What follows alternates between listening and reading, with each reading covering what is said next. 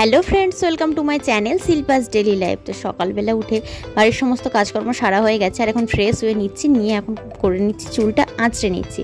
তো চুল বেঁধে নিয়ে একেবারে চলে যাব রান্নাঘরে, গিয়ে চা বসিয়ে দিতে হবে। মোটামুটি এখন 7টার মতো বেজেই গেছে।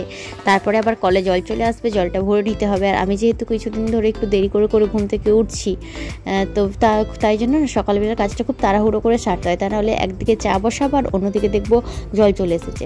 তো দেখো এবার আমি চলে গেলাম রান্নাঘরে, আর এসেই আমি এখানে চাটা বসিয়ে দিয়েছি। তো চাটা হতে থাকার অন্যদিকে অন্য ওভেনটাতে না আমি দুধের হাঁড়িটা গরম করতে বসিয়ে দিয়েছি। তো রোজই 2টো করে দুধের হাঁড়ি পরে তো গরম করে রাখতে হয়, আর দুধটা ফুটতেও না বেশ অনেকক্ষণ মতোই সময় লাগে। তো দেখো চাটা হতে থাকুক, ততক্ষণ আমি ভাবতে থাকি কখন চাটা ফুটবে এরকম ভাবতে থাকি। আর এদিকে দেখো মা কালকে রুটি বানিয়েছিল, বাপির জন্য রেখে দিয়েছে।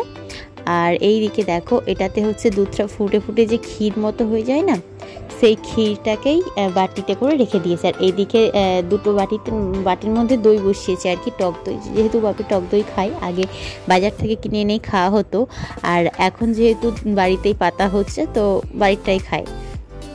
তারপরে আমি চলে এসেছি ছাদে। বেশ অনেকগুলো জামা কাপড় না আমি কাল কেচেছিলাম, তো প্রত্যেকটা হচ্ছে আধা শুকনো হয়েছিল। তারপর বিকেলের পর বৃষ্টি শুরু হয়ে যেতে সমস্ত কিছু তুলে রেখে দিয়েছিলাম।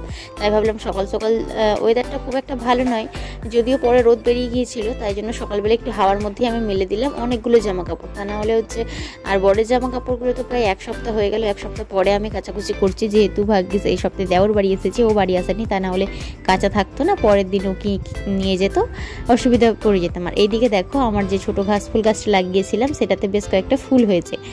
আর এইদিকে আমি দুপুরবেলার জন্য বানিয়ে নিয়েছি সয়াবিন আলুর তরকারি, যেটাতে বেশ কিছুটা পরিমাণে আমি পটল দিয়ে দিয়েছিলাম, আর আলুটা দিইনি, সয়াবিনের আর পটলের তরকারি বানিয়েছিলাম। বাপি যেহেতু আলু খায় না। দুপুরবেলা খাওয়া দাওয়ার পরে আমি বসে গেছি একটু অ্যাসাইনমেন্ট লেখার জন্য, কারণ কি দুপুরবেলা 1 ঘন্টা ভেবেছি লিখে তারপরেই আমি ঘুমাবো।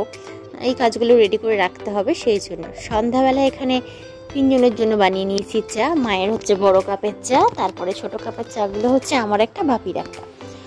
তো তারপরে দেখো দুপুরবেলার সয়াবিনের তরকারি ছিল, আর মা রাত্রিতে আবার রুটি বানিয়েছে, তো এটাই হবে রাত্রির খাবার।